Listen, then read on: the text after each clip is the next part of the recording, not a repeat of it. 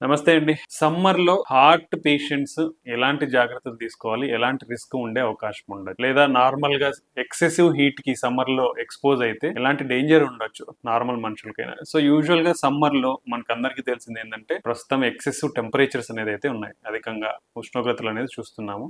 వీళ్ళలో main problem వచ్చేసి dehydration. అంటే మనకి స్వెట్ రూపంలో మన బాడీలో ఉండే నీరు శాతం అనేది తగ్గిపోతుంది. సైమల్టేనియస్‌గా నీరుతో పాటు లవణాలు అంటారు. ఎలక్ట్రోలైట్స్ అంటాం.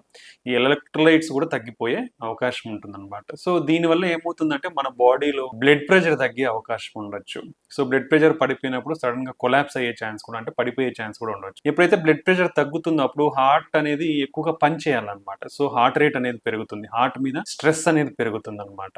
సో, అలానే మరీ ఎక్సెసివ్ హీట్‌కి ఎక్స్‌పోజర్ అయితే లాట్ ఆఫ్ అదర్ ఇప్పుడు బీపీ కంటిన్యూస్‌గా పడిపోవడం వల్ల కిడ్నీ డ్యామేజ్ జరగడం కూడా ఉంటుందన్నమాట.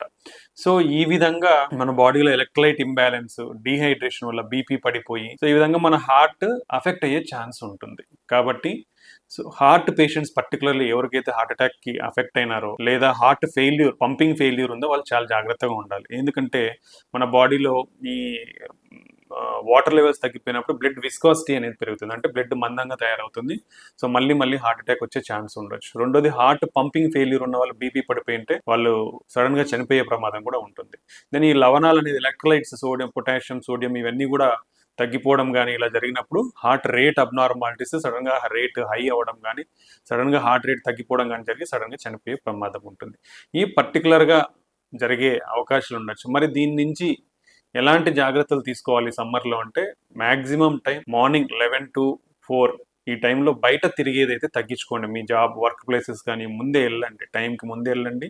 ఎండ తగ్గిన తర్వాత ఇంటికెళ్ళేటట్టు ప్లాన్ చేసుకోండి. దెన్ కంఫర్టబుల్ అండ్ గాలి ఆడే విధంగా మన బాడీకి కొంచెం గాలి తగిలే విధంగా కంఫర్టబుల్ క్లాతింగ్ అనేది తీసుకోండి. అండ్ మోర్ పర్టిక్యులర్‌లీ హైడ్రేషన్ అనేది ఇంపార్టెంట్. వాటర్ అనేది బాగా తీసుకోండి.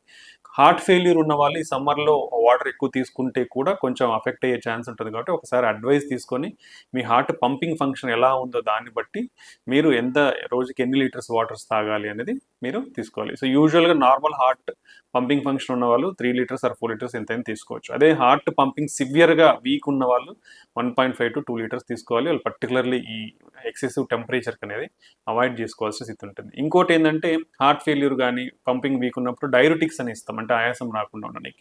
సో, ఈ సమ్మర్‌లో దాని ఎఫెక్ట్ కూడా ఉండే ఛాన్స్ ఉంటుంది కాబట్టి మీరు చాలా జాగ్రత్తలు తీసుకొని ఒకసారి ఆ మెడిసిన్స్ అనేది కూడా రివ్యూ చేసుకోవాల్సిన అవసరం ఉంటుంది. సో, ఇదండి సమ్మర్‌లో గుండె జబ్బు ఉన్నవాళ్ళు ఎలాంటి జాగ్రత్తలు తీసుకోవాలి? లేదా ఫర్దర్‌గా లేని వాళ్ళైనా హార్ట్ అటాక్ గానీ, హార్ట్ ఫెయిల్యూర్ కాకుండా ఉండాలంటే ఎలాంటి జాగ్రత్తలు తీసుకోవాలనేది డిస్కస్ చేసుకుందాం. Thank you.